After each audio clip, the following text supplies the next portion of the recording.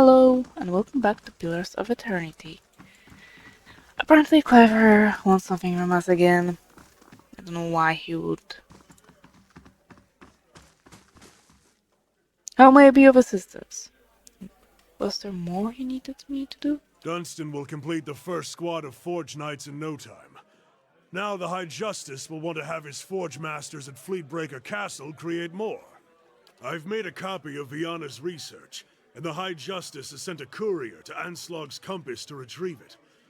The dozens have gotten too active for the courier to come to Defiance Bay, and after Viana's kidnapping, we've got to assume they know about our plans. That's why I'm sending you to deliver the research. You shouldn't be recognizable to the dozens. Yet. Yet.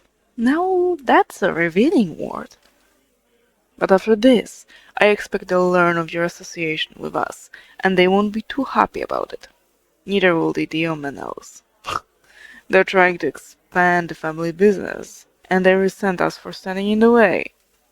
I need someone I can trust, and you've proven your integrity both in my service and in Defiance Bay. I need to think about this. I can appreciate caution, but just remember where the real power in Defiance Bay lies. We're doing the work of the duck, after all.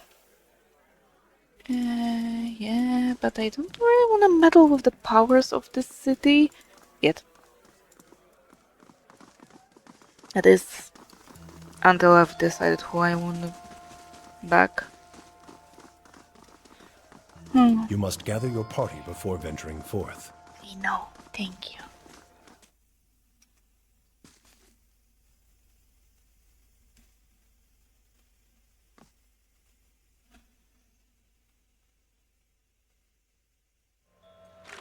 Now what? Let's see. What else do we have to do?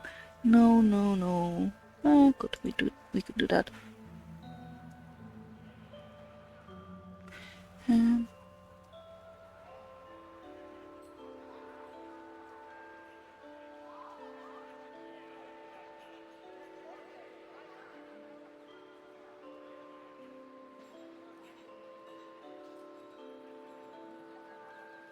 okay, let's go to Ondra's gift. Apparently, we need to deal with Cyril again. Already paid her once.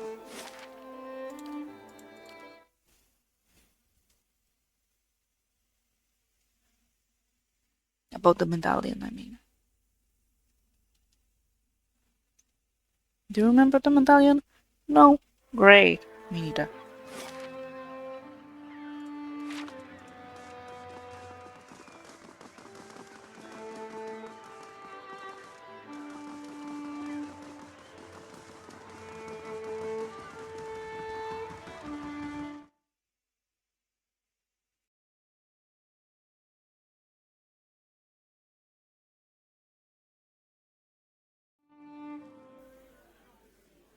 Okay, Maya. How do you do? I'm here for some quiet time. Oh, no, not this. Oh. Well, I thought I had to talk with her if I want to play for Cyril. I don't remember, honestly.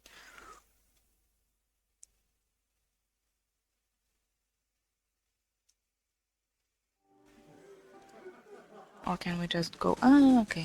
I think now we won't be bothered. Welcome. Back again. And there's something I need to discuss with you.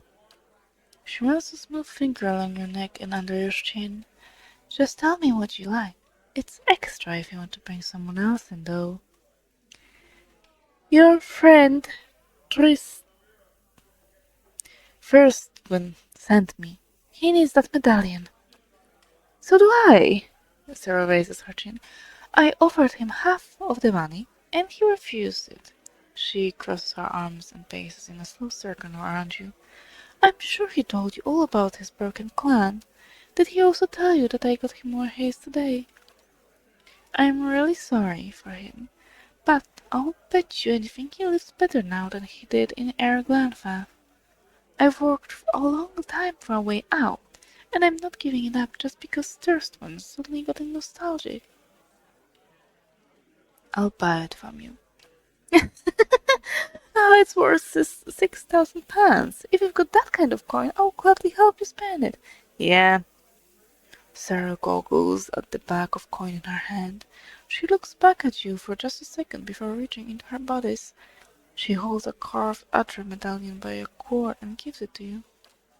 She trails the bag of coppers. I could be in cottage in Berkeley tomorrow. She looks hopefully at the medallion in your hand.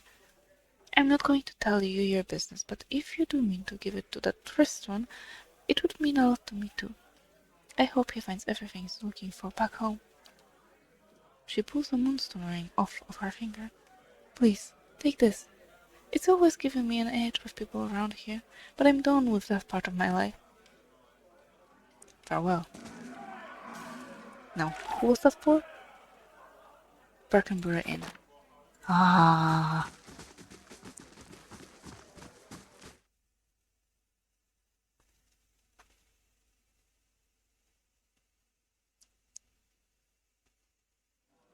I mean, at least now we know precisely where each place is.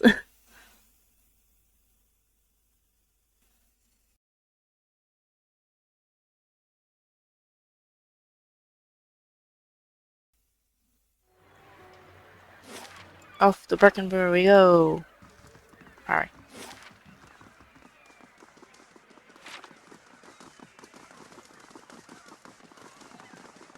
And after that, I think we'll go to the White March. I mean, after we are done with all those side quests in Defiance Bay, I think we should go to the White March.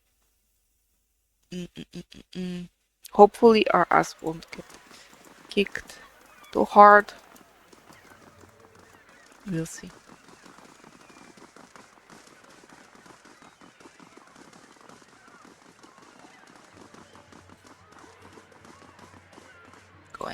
Go inside, please.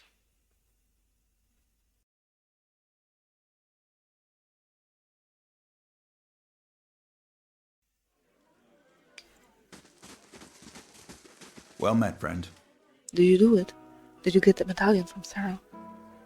Yes. Tristan's eyes are as wide and round as the artifact in his hands.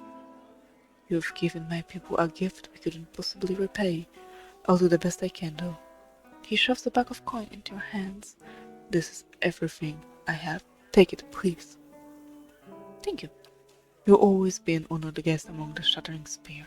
Farewell. He hurries out of the inn, his fancy cloak dragging on the ground.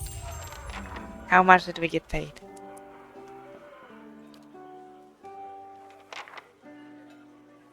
2,000! Oh, what a shame. Okay, but there's that, the siege. I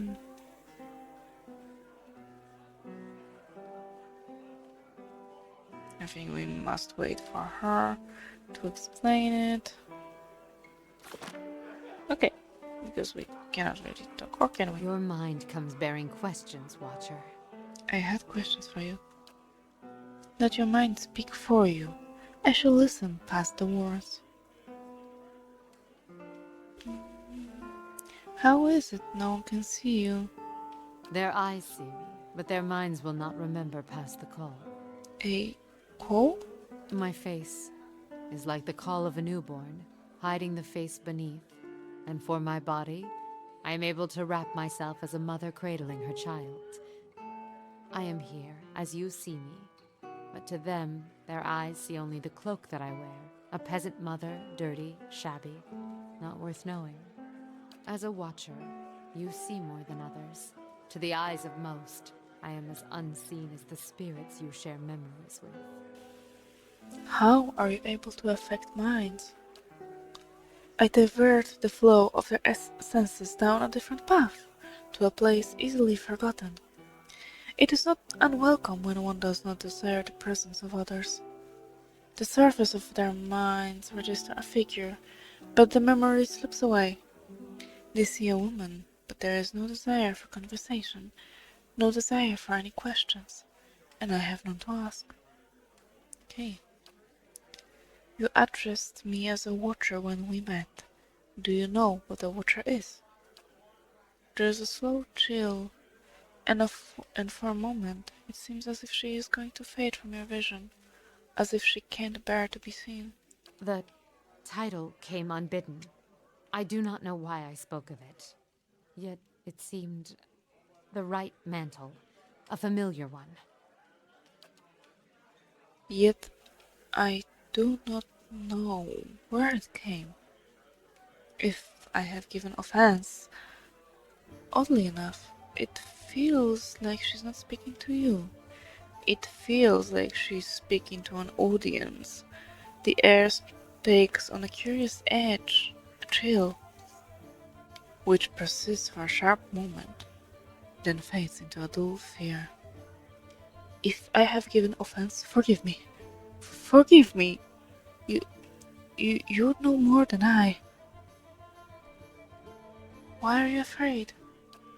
I do not know. It is an odd feeling. I do not know where it stems from. It was a word that arose when you saw me. It is said watchers see much that others do not, and I have been hidden from the eyes of others for some time. When we first met, how was I able to enter your dream? I do not know. What do you speak of? If you were in my thoughts, I could not feel your presence, nor do I know what you saw there. As she speaks, you suddenly feel an odd sensation in your mind, as if walking in her thoughts would be as if walking down a back street of merchant stalls, the claustrophobia of wooden shelves and canvas tarps made less oppressive by the sheer number of enticing vials and bottles that stretch out to the sides of you. You suddenly realize that whether she permits it or not, you could enter her dream and observe it without her even knowing. And in response, your hand twitches. There is the feeling that you could simply pick up a vial, taste it, sample it, and keep the memory as your own. And suddenly, you find yourself back in your present thoughts. Though you were away for but a moment, she seems unaware of your diversion of thought. It may be one of your gifts, an ability to walk in memories as easily as someone walks upon the ground. Per Perhaps you would like to hear of what I saw in your memories. A mixture of curiosity and fear wells up between you. She raises her left hand, the chiming of her wrists quelling the rise within her. She is frightened, but curiosity anchors her. And what did you see in my memories? I would hear you speak of them. The dream, the memory I saw upon meeting you. It was you helping give birth to a child. There is silence, and as your breath falls still, you hear the faint cry of a child in the distance. A newborn child, almost exactly like what you heard in the dream. As you listen, the grieving mother raises both her hands, as if weaving, her wrists chiming as she does so, in a semblance of the gentle turning she provided while the newborn was crowning. To your surprise, you recognize the motions and the words from the memory, even as they are new to you. As she weaves her hands through the air in front of her, the child's cries grow still, yet the sound of the chimes weaves almost hypnotically into your thoughts. The sky seems sharp and clear, and you feel as if you are towering over your surroundings, as if kneeling atop a great pillar, just as she did in the memory.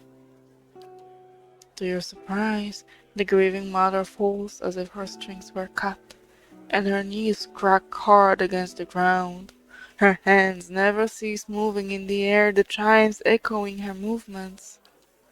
In a ragged voice you hear her speak. The voice is that of a much older woman than the one before you, harsh, almost desperate. Tell me what you saw. Show me what you saw. Where were you? A mountain ledge, I think. It was high up. Snow, I think. She leans back, as if looking back at the sky, but her eyes are closed, the film building on them. With a slow intake of breath, you feel time become quiet around you. I do not feel the memory. I do not know if it's mine, but her hair falls across her features again like a veil, and she nods, not with her chin, but a push in her mind. But thank you for trying. Let's try it again. I don't remember which one it was. Tell me what you saw. Show me what you saw. Where were you? A huge forest, stretching out beneath a great rock. As she kneels before you on the ground, she whispers to you, hoarsely and even fainter with the distance between you. The stone of the plateau. Its color. Tell me its color. It was silver Adra, its surface warmed by the sun. As you watch, her hands rise before her. She clasps them, then cups them, as if feeling them for the first time.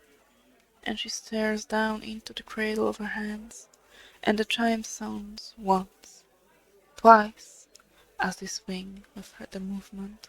And what did these hands hold?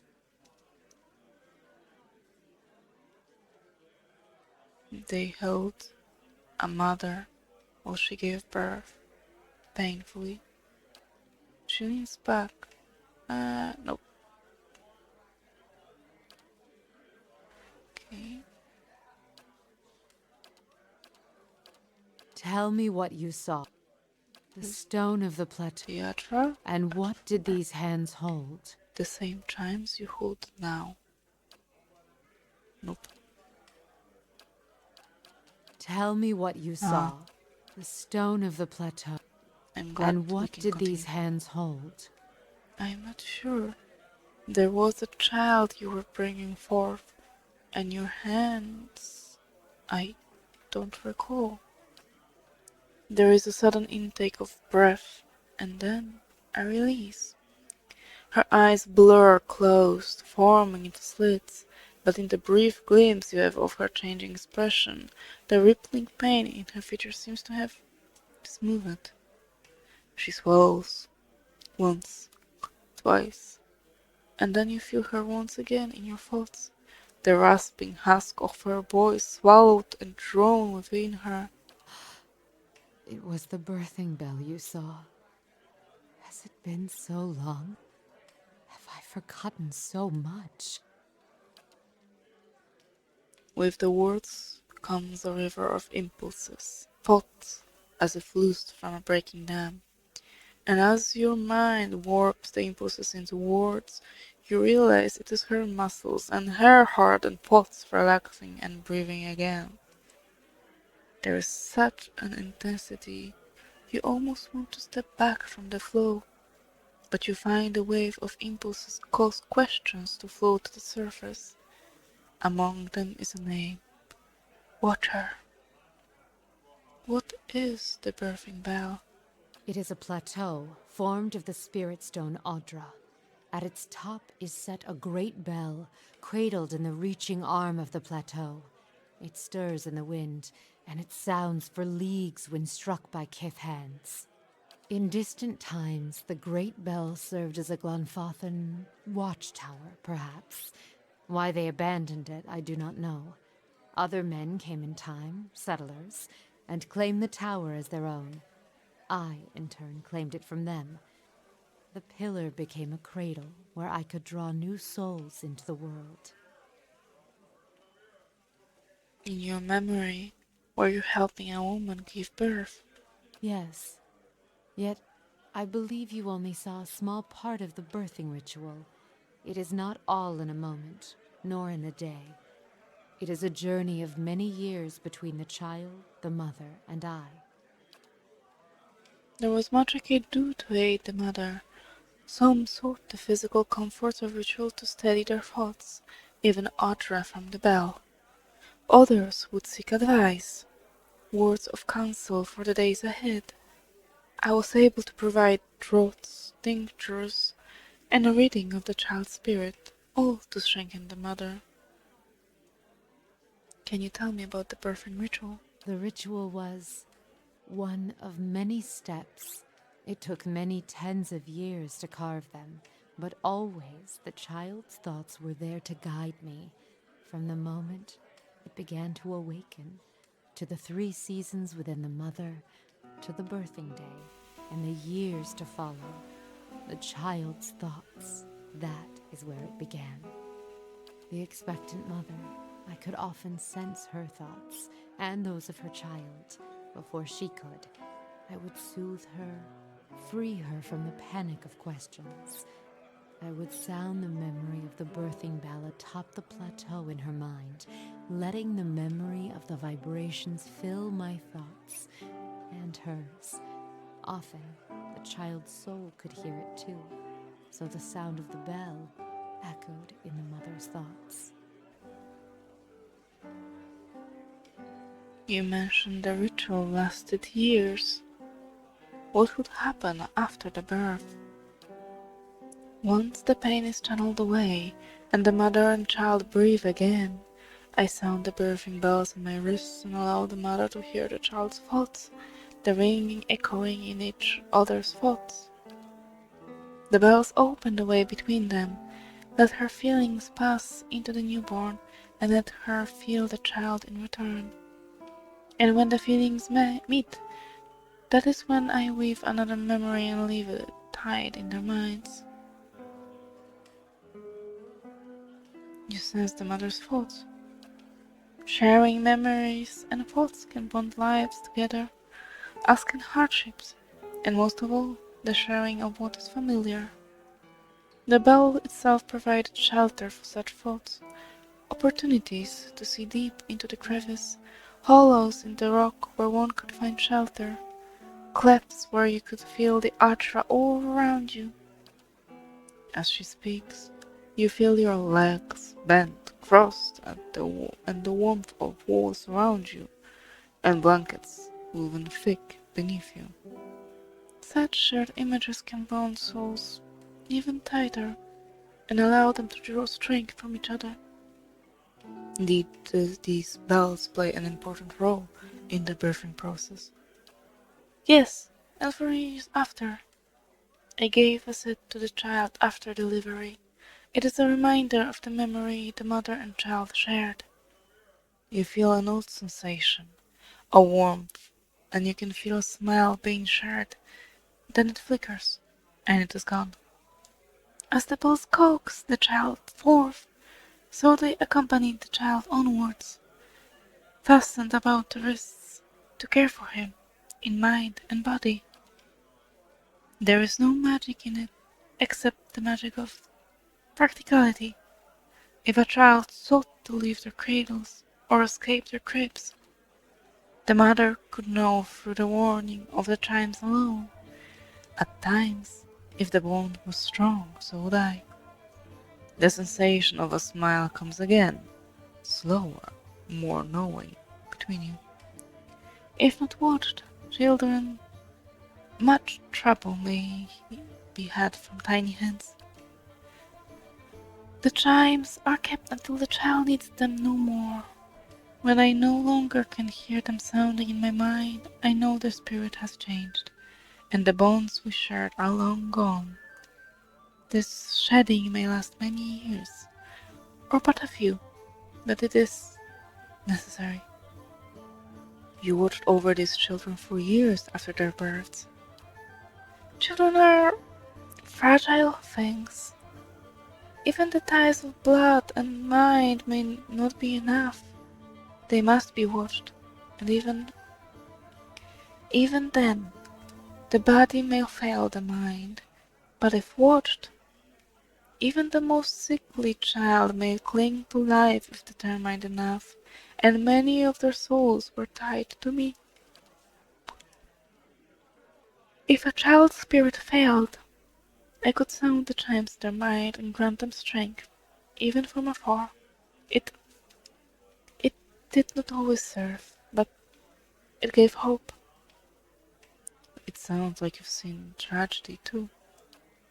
Enough to never wish to feel it again. In the times before the bell, children who died were cast upon the waters of the lake beyond the bell, sometimes while alive, if their paths and futures were deemed weak. It was a different time. Children were treated carelessly. Those times, those those times are past. Why would you give a telling of a child's spirit? Many would come seeking their child's future, or a reading into the child's past, the lives its soul is said to have lived. There is a slow chill, and for a moment, it seems as if she is going to fade from your vision, as if she can't bear to be seen, and there is a spike of fear, alarm. Such things are not mine to see. I meant no offense. Oddly enough, it feels like she's not speaking to you. It feels like she's speaking to an audience. You're frightened. Something about watchers. As the thought of watchers crosses your mind, you feel a sharp pain, stabbing, and a sudden burn of lashes across your back and shoulder, and then it is gone. And you feel the grieving mother before you, silent, almost fearful, wary. I was something else, but because the title Watcher was cast on me, the word carried a weight I had neither earned nor deserved. The world seems filled with such titles. They distract, I think, from the actions of the person, from their strengths. But if they came to you to read their child's souls, what did you tell them? I drew upon the present. I felt the soul of the mother before me and used that to tell the child's path, to give it a voice. If only the thoughts of the mother and the emotions that lie beneath were mine to impart. I did, and so I used that as the telling of their child's future. And what if the mother's emotions were painful, hurtful? One must guard oneself when drawing upon the thoughts of another. The pain of a mother's rage and disdain. It can be a powerful poison. So you shaped their thoughts, made the readings true. This is my calling, to show them the life I see before them, and even greater, make them believe it. This is not what the Watcher does. We do not shape minds, we see them as they are. Even the most strongly worded tells may not be enough to save a child and allow it to be born.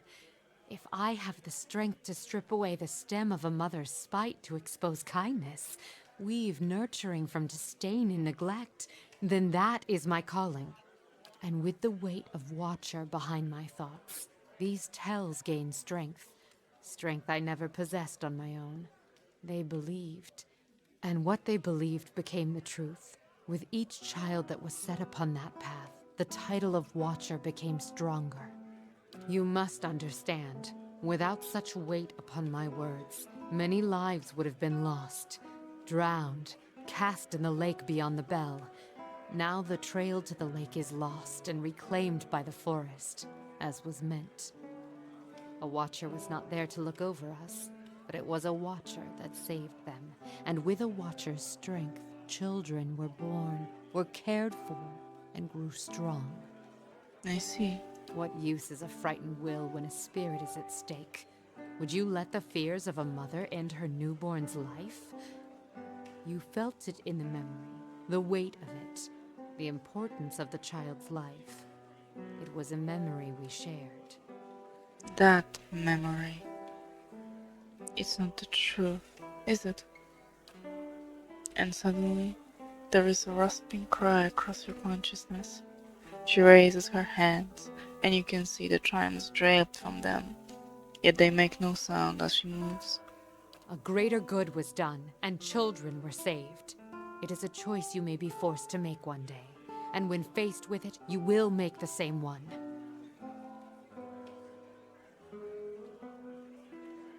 When that happens, I'll be making my own choice. This choice is not yours to make, Watcher. You will do as the world needs, as its children need.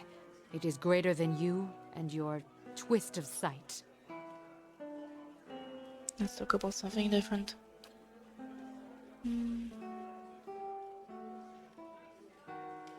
Or maybe not, because this is all about the same thing, so At once. for now, thank you very much. Stay alive, and see you soon. Bye.